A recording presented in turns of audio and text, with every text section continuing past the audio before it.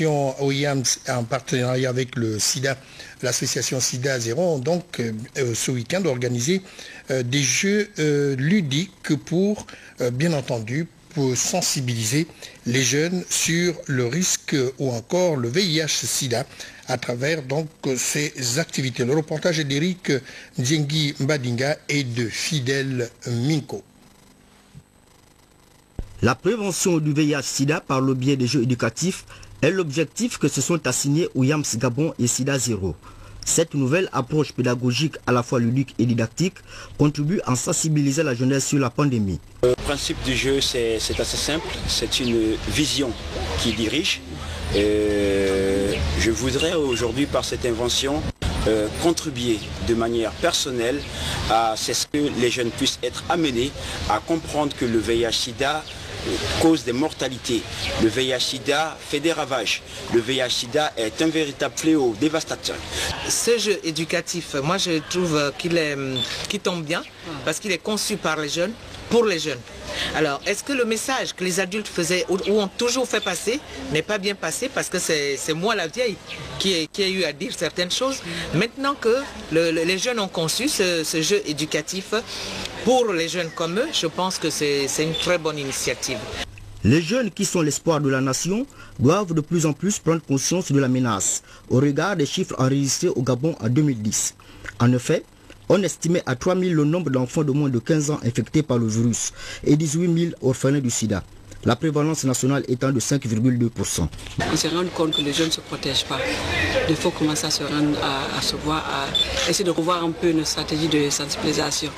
C'est un jeu maintenant qui invite les enfants, les adolescents à vraiment à s'interroger sur le VIH, c'est très important. Surtout que pour le Gabon, comme vous le savez tous, le Gabon a le taux, à l'exception du Cameroun, a le taux le plus élevé en infection VIH-Sida.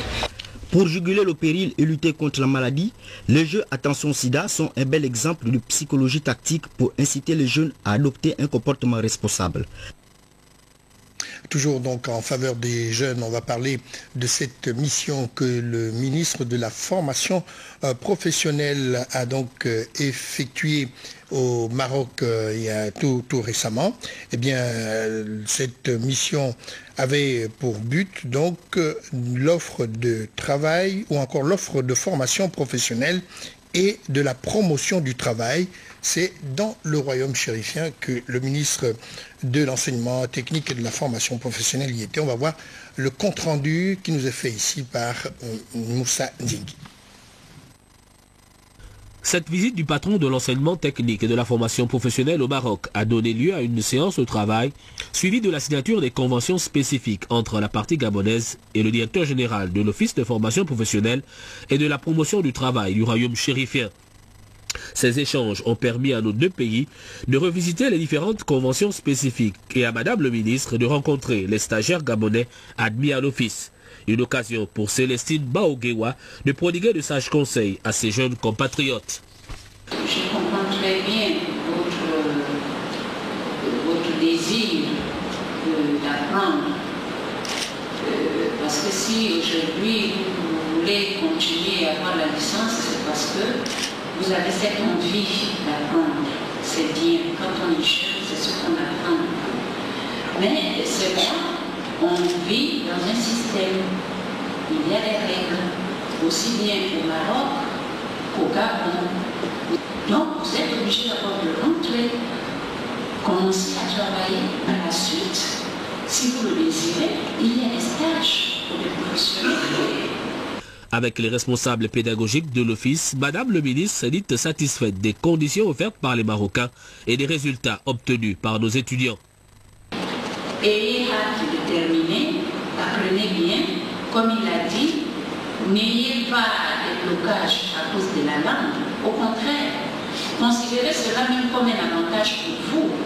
Apprendre dans un pays qui est bilingue, quelle que soit la langue, c'est peut-être une opportunité pour vous aussi d'apprendre cette langue.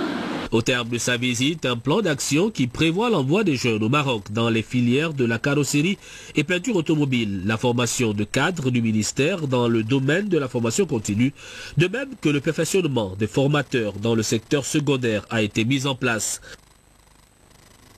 Venons-en à présent au prix Scénarest avec bien entendu une thématique qui a été présentée par le docteur Ghislain Mombongoma de l'UAM dans le cadre de la 4e édition du prix Scénarest de la recherche. Alors, de quoi s'agit-il? Il s'agit bien entendu d'étudier la résistance du Plasmodium falciparum aux antipaludiques. En fait, c'est ce microbe qui, ma foi, nous injecte le palu dans le corps, parlons comme ça simplement. Et bien entendu, les nouveaux médicaments, le développement donc de ces nouveaux médicaments. Marie-Josée Ndombi nous en parle un peu plus en détail. Cette thématique, qui fait l'objet de publications du docteur Ghislain Mombongoma de l'unité de recherche médicale de l'hôpital Albert Schweitzer de Lambaréné, prouve à suffisance l'apparition de résistance du parasite du paludisme à la nivaquine au travers d'une étude menée entre 2005 et 2007 chez les enfants par l'évaluation des marqueurs. L'on a vu que ces marqueurs de résistance étaient en quantité très élevée dans notre population, ce qui pouvait déjà préjuger ou présager de la résistance du parasite à ce médicament-là. Et de l'autre côté, nous avons fait un essai clinique qui a effectivement montré que chez 29 enfants qui avaient été traités, 14 seulement avaient une bonne réponse thérapeutique, ce qui appelait à une alerte par rapport à l'utilisation de ce médicament qui rejoignait effectivement la même classe de résistance que la nivaquine. C'est ainsi que l'UREM a contribué au développement de nouveaux médicaments, la ferroquine. La ferroquine est un médicament qui, on pourrait dire, la paternité se retrouve au Gabon parce qu'il ressort des travaux de professeur Jacques Lébibi avec des groupes de recherche de l'Université de Lille. Nous avons été les premiers, je dis bien nous avons été les premiers à administrer la ferroquine chez l'homme. C'était donc un essai clinique de phase 1 qui est un essai qui est réalisé en principe chez des sujets qui ne sont pas malades. Donc nous avons eu 40 adultes de sexe masculin qui ont reçu le médicament avec des doses croissantes, à partir de 400 mg jusqu'à 1600 mg. Et notre travail a été de voir ces effets, notamment cliniques, mais aussi au niveau du cœur. La tolérance a été très bonne, c'est-à-dire nous n'avons pas eu d'événements secondaires graves. C'est dans ce cadre que le docteur Mombongoma souhaite vivement l'introduction par les autorités de ce médicament actuellement développé par le laboratoire Sanofi au bénéfice des populations gabonaises au terme de toutes les phases d'expérimentation. Voilà, avant d'aborder la rubrique politique, nous recevons donc un communiqué de la présidence de la République qui dit ceci: une grave sécheresse sévit depuis plusieurs mois, depuis 6 mois de la Corne de l'Afrique, causant ainsi la mort de plusieurs milliers de personnes et nécessitant une assistance alimentaire à près de 12 millions de personnes affectées par la famine. Selon les derniers chiffres fournis par les organisations internationales présentes sur le terrain, l'Organisation des Nations Unies pour l'alimentation et l'agriculture, la FAO, a organisé le 25 juillet autant pour moi, à Rome en Italie, une réunion internationale afin de mobiliser l'ensemble de la communauté internationale sur cette crise alimentaire susceptible à terme de déstabiliser davantage cette partie de l'Afrique déjà fragilisée par les conflits armés et l'envolée des prix des produits alimentaires.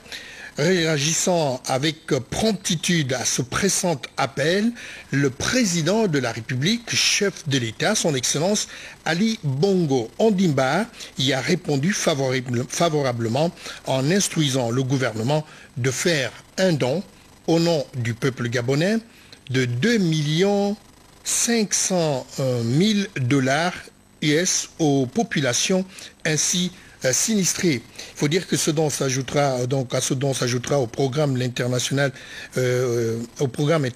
ainsi mis en œuvre visant à secourir ces populations en détresse. Le chef de l'État gabonais reste par ailleurs convaincu que la solution à la question passe notamment par la mise en place d'un système alimentaire mondial plus juste, fondé sur une gestion durable des ressources, permettant à tous de manger à sa faim. Le président de la République gabonaise, à la suite des contributions déjà apportées pour la reconstruction d'Haïti et du Japon, frappés par de graves catastrophes naturelles, réitère la solidarité de l'ensemble du peuple gabonais à l'endroit, cette fois, des peuples frères africains.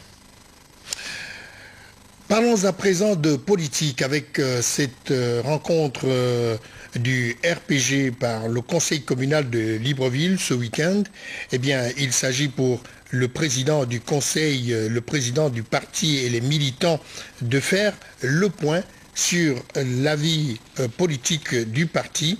Quelles sont les nouvelles orientations au moment où le calendrier électoral s'accélère? Eh bien, la question, c'est Chérel Bungota et Jean de Dieu Mambondou qui y répondent. Tous à la reconquête de notre dignité perdue, c'est le thème de cette Assemblée générale du Rassemblement pour le Gabon.